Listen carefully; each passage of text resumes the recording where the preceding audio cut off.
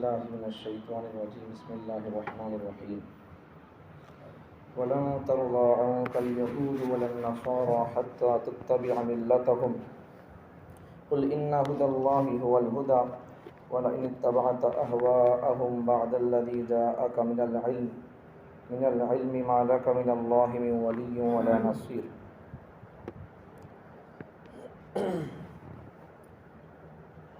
اے پیغمبر، یہود و نصارہ کو آپ راضی نہیں کر سکتے، خوش نہیں کر سکتے، اور وہ آپ سے راضی نہیں ہوں گے یہاں تک کہ آپ ان کے مذہب اور ملت کو قبول کر لیں۔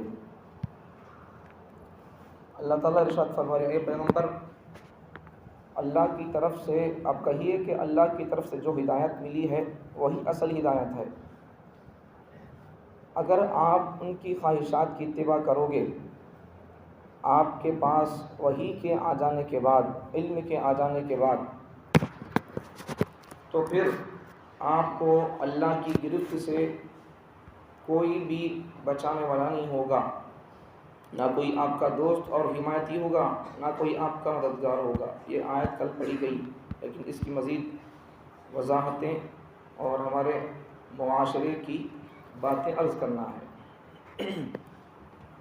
یہاں سمجھنے کی بات، پہلی بات تو یہ کہ اللہ تعالیٰ پیغمبر صلی اللہ علیہ وسلم سے ارشاد فرما رہے ہیں کہ اے پیغمبر، اگر آپ یہودیوں اور نصرانیوں، عیسائیوں، اگر آپ ان کی خواہشات کے پیچھے پڑ جائیں گے، ان کو خوش کرنے کے پیچھے لگ جائیں گے، ایسا کہ ان لوگوں کا کہنا کہ یہ معجزہ لے کر دکھاؤ، یہ معجزہ بتاؤ، ہم آپ کو نبی مان لیں گے، یہ لوگ مانتے نہیں۔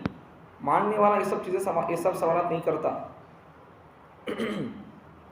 نبی صلی اللہ علیہ وسلم، پیغمبر صلی اللہ علیہ وسلم کسی انسان کے پاس بیٹھ کر نہیں پڑھے، کسی انسان کے شاگرد نہیں، اور ایسی عجیب و غریب باتیں بیان کرتے ہیں اور سچائی پر، حقیقت پر مبنی باتیں کرتے ہیں، تو تب تو ان کو سمجھ لینا چاہیے تھا کہ یہ محمد بن عبداللہ، ان کا کہنا، یہودی مشرکین یہ حضور صلی اللہ علیہ وسلم کو محمد بن عبداللہ یہ مانے تیار تھے، لیکن محمد رسول اللہ مانے تیار نہیں تھے۔ تو ان کے کہنے کے مطابق یہ کسی کے پاس بیٹھ کر پڑھے نہیں، لیکن پھر بھی اتنی سچائی سے آراستہ باتیں کرتے ہیں۔ ہو سکتا ہو نہ ہو کہ یہ پیغام اللہ کی طرف سے ہی آتا ہو، یہ اس کی طرف ان کی توجہ نہیں ہے۔ اور پیغمبران کسی کے شاگرد نہیں ہوتے، اللہ تعالیٰ ان کو وحی کے ذریعے سے، جبرائیل کے واسطے سے علم عطا کرتا رہتا ہے۔ کوئی بھی نبی علم میں عوام سے، امت سے کم نہیں ہوتا، کوئی بھی نبی عمل میں امت سے کم نہیں ہوتا، کوئی بھی نبی امت سے حسن میں کم نہیں ہوتا۔ تو یہ نبی کی خصوصیات ہوتی ہیں، یہ پورے نبیوں میں اتم درجے کی ہوتی ہیں، کامل اور مکمل درجے کی، اتم درجے کی ہوتی ہیں۔ ہر نبی علم میں کامل، امت سے، قوم سے علم میں کامل، عمل میں کامل اور حسن میں کامل رہتے ہیں۔ تو کوئی نبی حسن میں کم ہے، ایسی بات نہیں ہے۔ ہر نبی کو اللہ تعالیٰ حسن عطا کرتا ہے۔ یہ اور بات ہے کہ حضرت یوسف علیہ السلام کا تذکرہ سنتے ہی ہم سمجھ جاتے ہیں حسنوں کا بڑا حصہ ملا۔ ہر نبی خوبصورت ہوتے ہیں۔ حضرت موسیٰ علیہ السلام بھی جب چلتے تھے تو راستے کے اندر اپنے سر پر رومال اوڑھ کر جاتے تھے، کیوں؟ ان کا چہرہ بھی ویسا خوبصورت تھا۔ جب سے ان پر خدا کی تجلی، جب ان خدا کی تجلی کو دیکھ لیا، خدا کی تجلی کا اثر ان پر آ گیا تھا، تب سے تو اور زیادہ ان کے چہرے پر جلال اور اثر تھا اس کا۔ جو ان کو چہرے کو دیکھتا تھا پھر بے ہوش ہو کر کھانا پڑتا تھا، اسے نیچے گرنا پڑتا تھا۔ تو خلاصہ کیا کہ پیغمبراں پورے، نبیاں، انبیاء علم میں کامل، عمل میں کامل اور حسن میں کامل ہوتے ہیں، ہر اعتبار سے امت سے افضل ترین ہوتے ہیں۔ تو اللہ تعالیٰ نے پیغمبر صلی اللہ علیہ وسلم سے ارشاد فرما رہے ہیں کہ اے پیغمبر، تم ان کو خوش نہیں کر سکتے، یہودی اور نصرانیوں کو، عیسائیوں کو۔ یہ تم سے کم خوش ہوں گے جب تم اپنا مذہب چھوڑ کر ان کا مذہب آپ اختیار کریں گے، تو تب یہ لوگ آپ سے راضی ہوں گے۔ اب یہاں سمجھنے کی بات کیا کہ اللہ تعالیٰ نے یا تو یہ خطاب تم ان کو خوش نہیں کر سکتے، یہ پیغمبر کو اللہ فرمایا ہے، یا پھر اللہ تعالیٰ نے پیغمبر کے ذریعے سے امت کو بتایا ہے، امت کو متنبع کرنا ہے۔ اگر پہلی بات ہی لیں کہ اگر اللہ تعالیٰ نے پیغمبر صلی اللہ علیہ وسلم سے ارشاد فرما رہا ہے کہ اے پیغمبر تم ان کو راضی نہیں کر سکتے، اگر تم ان کی خواہشات کی اتباع کرو گے تو پھر تمہارا کوئی بچانے والا نہیں ہوگا، تو پھر اس صورت میں عام آدمی کو سمجھ لینا چاہیے، عام امتیوں کو اللہ تعالیٰ جب پیغمبر سے کہہ رہا، عام آدمیاں، عام امتی، عام قوم پیغمبر سے مرتبے میں کم ہوتی ہے، جب اللہ پیغمبر سے بول رہا ہے کہ تم ان کی نقل نہ کرو، اگر تم یہودیوں کی، عیسائیوں کی نقل کرو گے تو پھر تم ہماری پکڑ سے بچ نہیں سکو گے، اللہ پیغمبر سے یہ ڈانٹ کر رہا ہے، تو پھر عام انسانوں کی بات کیا ہوگی؟ عام انسان اگر غیروں کی نقالی کریں گے تو پھر اللہ کے گرفت سے، پکڑ سے کہاں بچ سکیں گے؟ اللہ پیغمبر کو ڈانٹ رہا ہے، پیغمبر اگر تم ان کی خواہشات کی اتباع کرو گے تو پھر تم کو ہماری گرفت اور پکڑ سے کوئی بچا نہیں سکتا۔ تو پھر اگر عوام، قوم، امت اگر غیروں کی نقالی کرے گی، غیروں کی مشابہت اختیار کرے گی، ان کا کلچر اپنائے گی، وضاحتہ، بال، گال، کپڑے، ہیئر اسٹائل ان کے اگر اپنائے گی تو پھر امت اللہ کے عذاب سے کہاں بچ سکے گی؟ ایک پوائنٹ اور نقطہ تو یہ بات ہے۔ اس لیے حضور صلی اللہ علیہ وسلم کو اللہ ڈانٹ رہا بولے تو پھر جبکہ حضور صلی اللہ علیہ وسلم کا ان کی اتباع کرنا یہ ممکن نہیں ہے، محال بات ہے، ہو نہیں سکنے کی بات ہے۔ پیغمبر صلی اللہ علیہ وسلم یہودیوں کی، نصرانیوں کی کیا نقل کریں گے؟ نہیں کرتے۔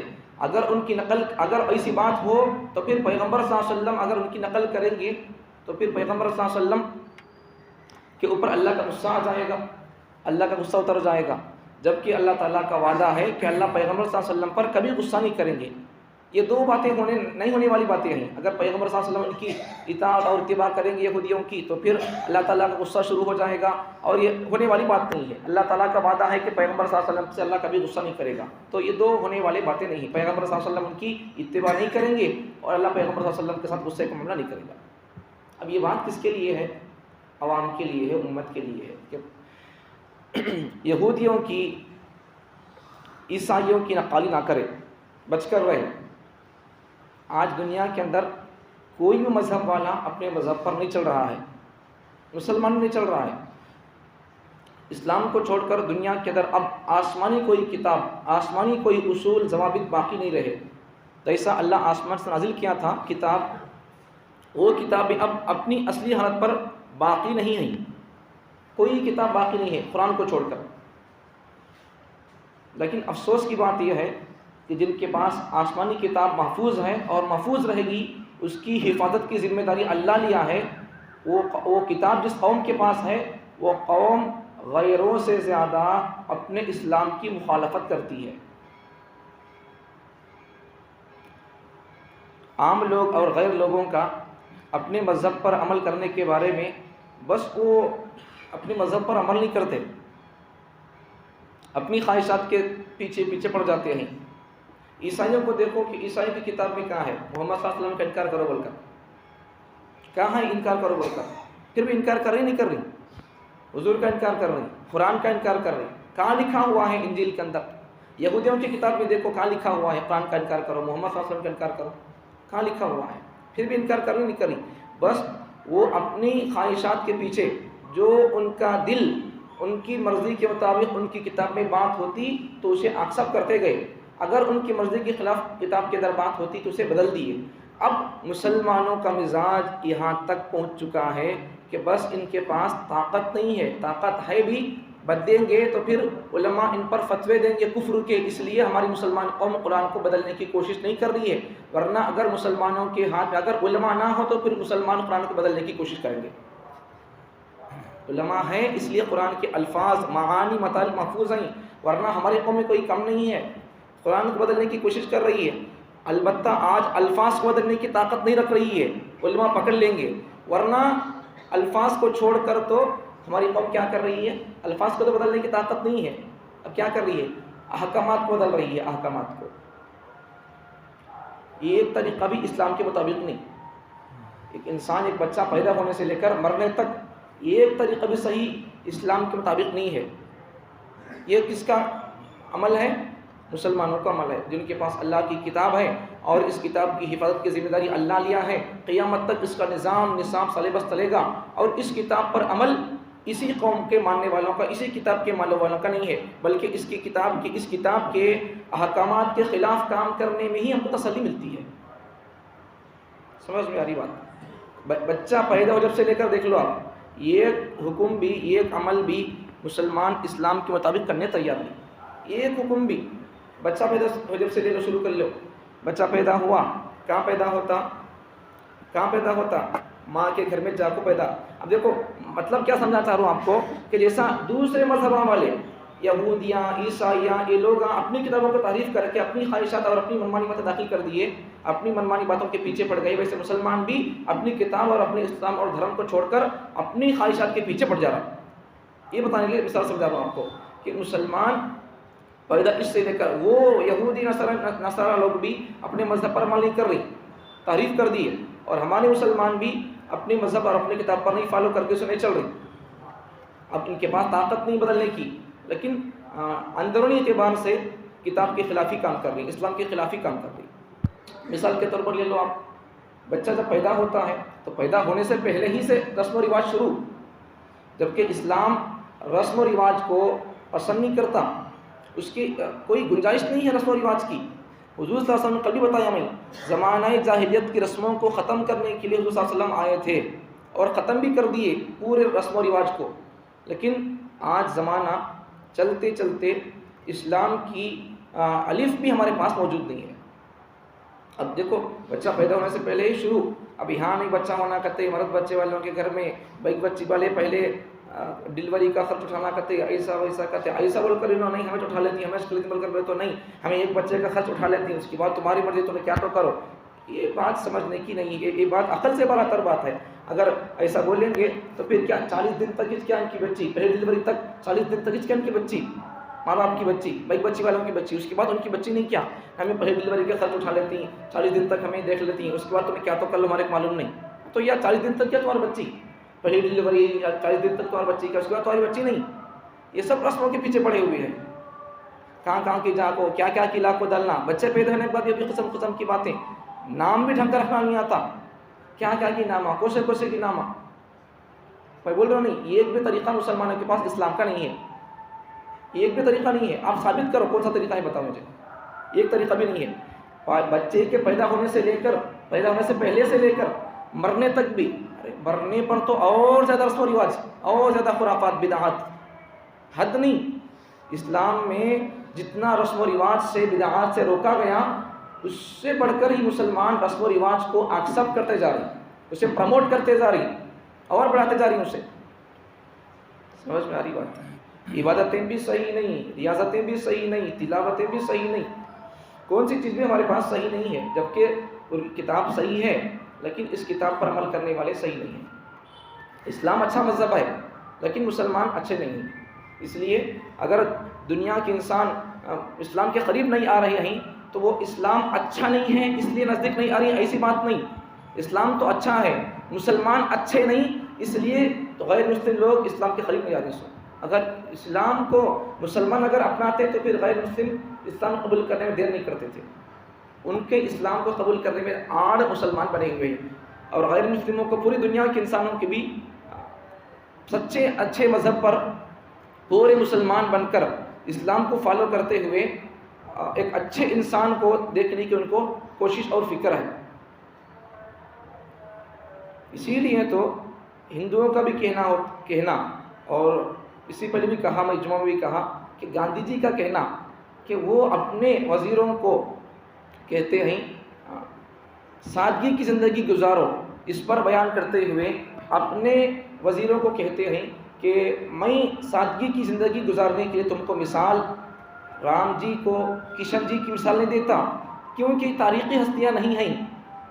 میں تم کو سادگی کی زندگی گزارنے کے لیے مثال ابو بکر اور عمر کو دوں گا، اس لیے کہ یہ تاریخی ہستیاں ہیں. یہ کس کا کہنا ہے؟ گاندھی جی کا کہنا. 1947 اور جولائی کے مہینے کا پیپر کا یہ پیغام ہے لکھا ہوا، اس کا پیپر آپ کو پڑھ کر سنایا میں. یہ الفاظ گاندھی جی کے تھے. کیا الفاظ؟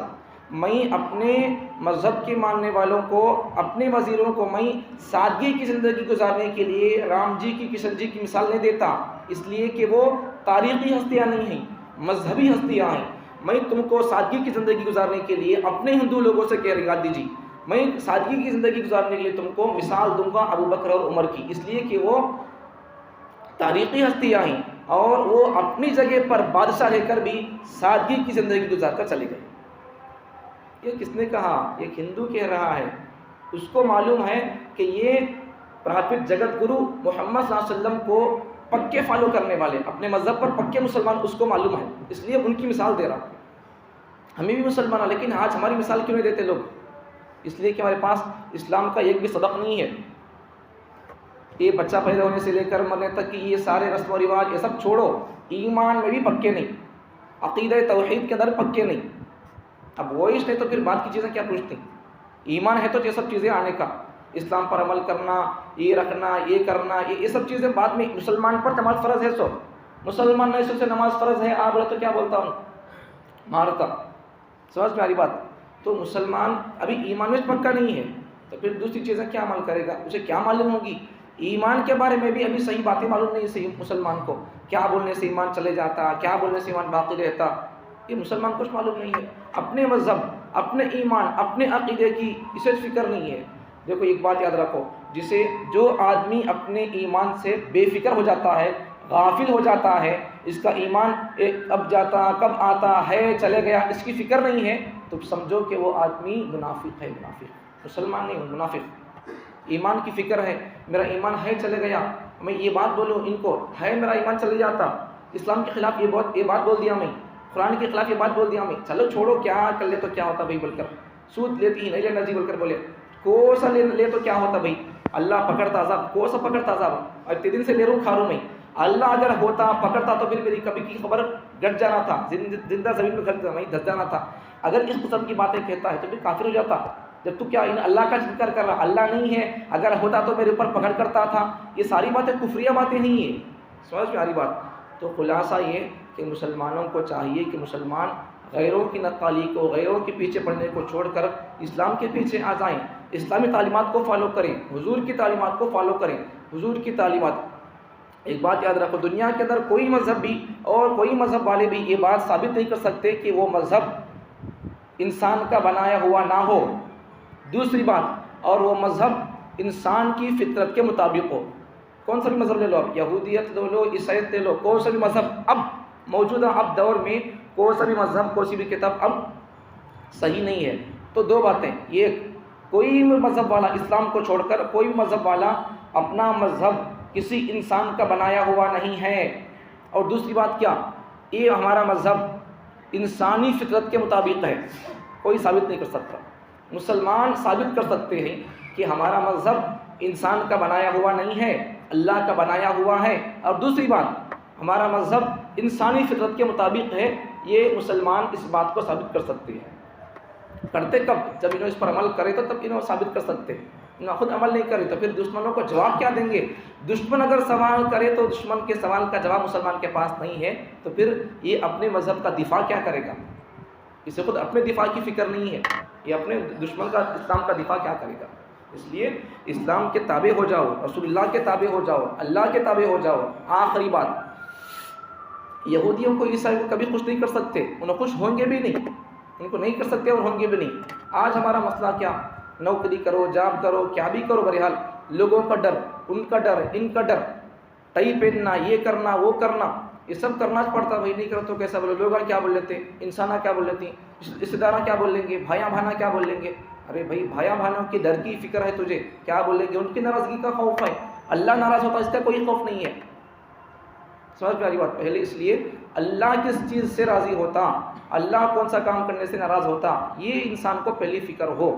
حضرت ایک حدیث بھی ہے، اللہ تعالیٰ حضرت امیر معاویہ رضی اللہ عنہ اماں عائشہ رضی اللہ عنہا سے ایک مرتبہ ان کے پاس جا کر پوچھتے ہیں کہ تمہیں مجھے نصیحت کرو کچھ، تو حضرت اماں عائشہ رضی اللہ عنہ نے حضرت امیر معاویہ رضی اللہ عنہ کو بہترین نصیحت کی اور نصیحت کرنے کا حق ادا کر دیا۔ کیا نصیحت کی کہ دیکھو کبھی بھی تم اللہ کو راضی کرنے کے معاملے میں مخلوق کو اگر اللہ کو تم خوش کرنا چاہتے ہو تو پھر تم مخلوق کی ناراضگی کی پرواہ نہ کرو. جو بندہ اگر اللہ کو راضی کرنے کے بارے میں وہ کام کرتا ہوا اگر وہ مخلوق کو ناراض کر دیتا ہے تو کوئی فرق نہیں پڑے گا. اللہ کو راضی کرنے کے کام کر رہا ہے, اسلام کو فالو کر رہا, چلا نہیں کر رہا, چھٹی نہیں کر رہا, یہ سب دوسرے کام نہیں کر رہا, 10واں 20واں 40واں 50واں 60واں 70واں 80 90 100 یہ سب نہیں کر رہا. سمجھ میں آ رہی بات؟ یہ سب کرتے کہ لوگ کیا بولتے ہیں بول کر, اللہ کیا بولتا اس کی فکر نہیں ہے. جب کوئی لوگ کیا سمجھ رہی, اللہ کو ایک انسان کی اتنا مرتبہ بھی لوگوں نہیں دے رہی, اب پھر نماز کہیں کو پڑھ رہی ہیں, اللہ کو بڑا نہیں سمجھ رہی, تمہاری اتنا سمجھ رہی اللہ کو, تو تمہارے سے بھی ابھی چھوٹا سمجھ رہی اللہ کو, تو پھر نماز کہیں کو پڑھ رہی. اللہ کو بڑا سمجھے تو تب نماز پڑھنا ہے, اس کی بات سمجھ, اس کی بات کو فالو کر رہی, اسے بڑا سمجھ رہی, وہ بڑا ہے, اس کی بات بڑی ہے, اس کی بات کو فالو کر رہا ہے, تو تب نماز پڑھنا تھا. نہیں, اسے بڑا نہیں سمجھ رہی, اس کی بات کو بڑی نہیں سمجھ رہی, پھر بھی کیا کر رہی, اپنی منمانیاں کرتے جا رہی. یہ کون سا اسلام ہے مسلمانوں؟ اس لیے کیا کرو مسلمانوں, پورے اسلام پر آ جاؤ. اسلام کے اگر 100 حصے ہیں یا لاکھ حصے ہیں, آپ اگر 99 حصے پر عمل کر کے, یا پھر آپ پورے اسلام پر عمل کر رہی, صرف ایک حصے پر آپ عمل نہیں کریں, تب بھی مسلمان نہیں, تب بھی کامیاب نہیں ہو سکتے. پورے اسلام پر عمل کرے تو کامیابی ہونے کا, نہیں تو کامیاب نہیں ہو سکتے. دنیا کے اندر بھی عیش آرام خوشی نہیں ہوگی, اور مرنے کے بعد بھی خوشی اور آرام راحت نہیں ہو سکتی. دشمنان ٹوٹ پڑیں گے تم کو. آج پوری دنیا کے دشمن اسلام کو, مسلمانوں کو ختم کرنے کی فکر میں اور سازشیں بنا رہے ہیں, اور مسلمان عیش سے آرام سے غفلت میں ابھی وہی رسم و رواج اسلام کے خلاف سب کرتے جاؤ. دشمن آئیں گے, ہمارے گھروں میں گھس کر ہم کو قتل کریں گے. یہ سب ہوگا اگر مسلمان سدھرے نہیں, جاگے نہیں, اسلام پر عمل کرے نہیں پوری طور پر, تو پھر کیا ہوگا, دشمنوں کے ہاتھوں سے ذبح ہونے کا انتظار کرنا ہے بس, کا بھی نہیں تو کیا کرنا ہے, اگر ان کو ختم کرنا ہے تو اسلام پر آ جاؤ, پورے اسلام پر آ جاؤ. نہیں, خود کو اگر قتل کر دینا ہے دشمنوں کے ہاتھوں سے, تو پھر جو چاہے کرو, 100واں کرو, 200واں کرو, کیا کرنا کرتے کرو, 40واں 20واں, چھٹیاں چھلے, رسم و رواج, جہیز جوڑے, کیا کرتے کرو. لوگوں کے ناراضگی کا ڈر ہے نہیں, کرتے جاؤ. اب کیا کرو, ساتھ میں نیت یہ بھی کر لو, میں یہ سب کام کیوں کر رہا ہوں, اس لیے کہ مجھے دشمنوں کے ہاتھ سے ذبح ہونا ہے. اس کو سوچ لے کر کرتے جاؤ. نہیں, مجھے دشمنوں کو ختم کرنا ہے, دشمنوں کو مجھے نشانہ نہیں بننا ہے, مجھے دشمنوں کو ختم کرنا ہے, مجھے اسلام کا دفاع کرنا ہے, تو پھر کیا کرو, پورے اسلام پر آ جاؤ. ان تمام رسم و رواج کو ختم کرو.